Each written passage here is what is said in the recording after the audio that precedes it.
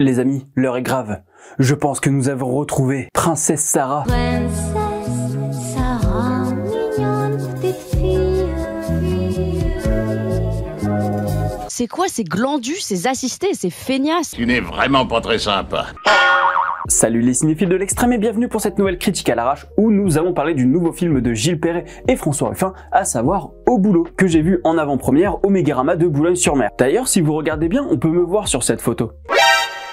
Alors attention, je me suis pas mis au premier rang juste pour faire genre oh là là, je vais le voir de près. C'est surtout que je suis arrivé 10 minutes avant la séance et que c'était déjà blindé. Et je vous avoue que j'ai une petite frustration parce que j'étais à 3 mètres du gars et j'ai pas pu poser ma question. Une question de cinéma. Oui, parce qu'on a eu 2-3 questions sur Sarah Salman alors que clairement on s'en fout de cette petite bourgeoise parce que c'est juste un prétexte pour un sujet qui n'est pas Sarah. On s'en fout de Sarah. En plus, avant de poser ma question, je voulais glisser que ce mardi 1er octobre, il y avait une manif à la Bourse du Travail à 9h30 à Boulogne-sur-Mer. Du coup, bah voilà, c'est dit. Si vous n'avez pas vu la bande-annonce du film, c'est un documentaire où, suite à une discussion avec Sarah Salman dans une brillante émission, François Ruffin emmène Princesse Sarah dans le monde du prolétariat avec les assistés. Oh là là, faut vraiment que je reste calme. Je dois l'avouer, quand j'ai vu la bande-annonce, j'avais certaines réticences. J'avais peur que ce soit une sorte de vie ma vie avec Sarah pour lui redorer son blason. Mais comme j'avais vu Merci Patron, je restais quand même assez confiant. Et donc, comme le dit François Ruffin dans le film, mais aussi dans la bande-annonce, Sarah Salman,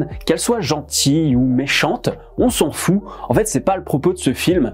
Sarah, c'est un peu le prétexte humoristique surtout. Alors on rit jaune face à l'absurdité, je vous avoue. L'idée de ce film, c'est de faire comme dans les films précédents, c'est de mettre en avant le prolétariat, c'est de mettre en avant le mec qui est filteur à Boulogne. Je ne savais même pas que ça avait été tourné chez nous d'ailleurs. De montrer l'aide-soignante, de montrer l'agriculteur. L'agriculteur, c'est une pépite, je vous jure. Ou encore des gens qui tentent de sortir de leur RSA pour montrer que, oui, la France qui touche le RSA n'est pas une France d'assistés. Voilà Sarah. Pas m'énerver, pas m'énerver, pas m'énerver. Dans son intervention, Ruffin parlait d'héroïser l'ouvrier. Et bien là, clairement, ça s'inscrit dans tout ce qu'il a fait auparavant, c'est-à-dire héroïser, donner une image, donner vraiment vie à ces gens qu'on voit de loin, qu'on critique toujours à la télé, mais qu'on ne voit jamais dans cette télé. Bah là, on les voit sur grand écran, donc c'est magnifique. Et là où je trouve que Ruffin a été plus malin que sur Merci Patron, parce que j'ai pas vu les 2 autres films, c'est que dans Merci Patron, il se mettait énormément en valeur. Il se mettait vraiment à l'image. Alors je dis pas que voilà, c'était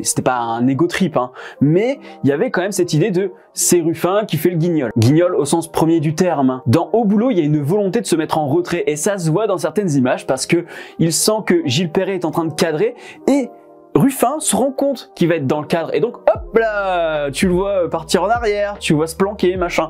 Donc tu sens vraiment qu'il y a eu une volonté à ce niveau-là et je trouve que c'est plutôt malin. Pour Sarah, c'est pareil. On la met souvent hors champ pour laisser la parole aux travailleurs. Et heureusement parce qu'elle racontait cette connerie à la télé comme ça. Et grâce à cela, on évite de tomber dans une sorte de buddy movie comique où ce serait juste genre un ticket pour 2 avec un mec exaspéré de l'autre. François et Sarah ne sont pas le sujet. Finalement, ils ne sont que le fil conducteur de ce qu'on veut raconter autour d'eux.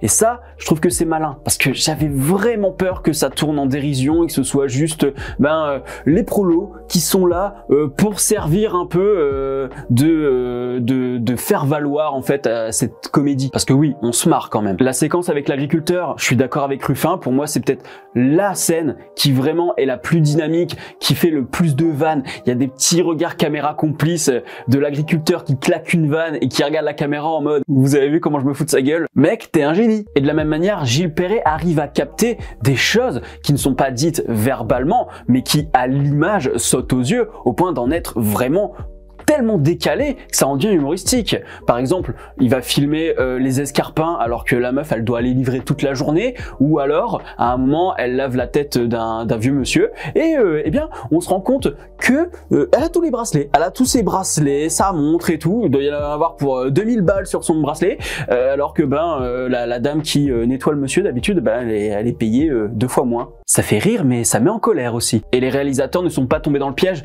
de faire uniquement du foutage de gueule envers Sarah, c'est-à-dire que à un moment on va la voir pleurer. Incroyable, elle a des émotions. Elle va faire une petite blague à Ruffin, il va y avoir des moments conviviaux pour montrer vraiment ce que c'est aussi la solidarité, ce que c'est un environnement chaleureux. D'ailleurs, je parle d'environnement chaleureux, ce n'est pas pour rien. Là où le film est intelligent aussi, c'est que on va pas juste à la rencontre des prolos constamment. On va aussi voir du côté de chez Sarah.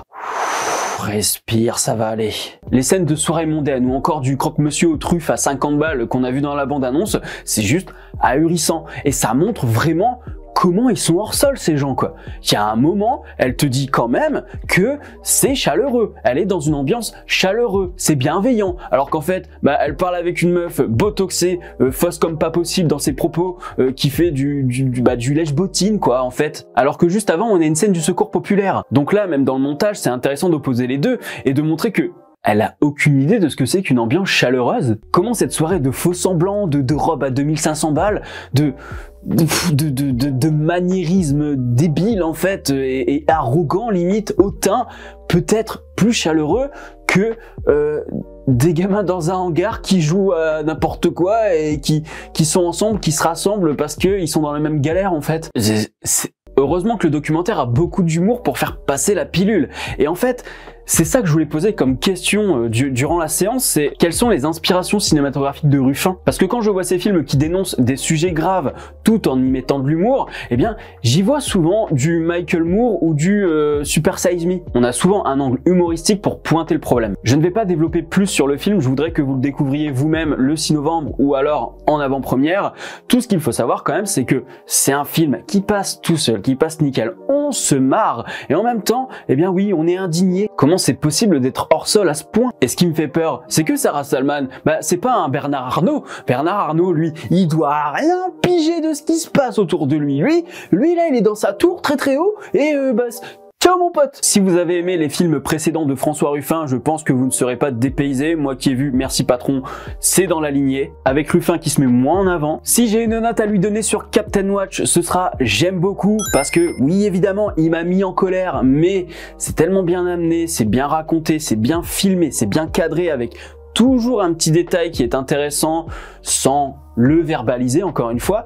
Donc voilà, c'est ça aussi le cinéma, hein, c'est raconté à travers l'image, et là je pense que c'est plutôt bien fait aussi. Et merci de mettre les gens qui galèrent en lumière. Dites-moi en commentaire ce que vous avez pensé du film, si vous l'avez déjà vu, et si maintenant vous avez envie de le voir. Vraiment, c'est pas un Vie ma vie, c'est pas un Sarah à la plage, Sarah à Capécure, Sarah au restaurant, ça va au-delà de ça. Ça va au-delà de ça, c'est plus intelligent.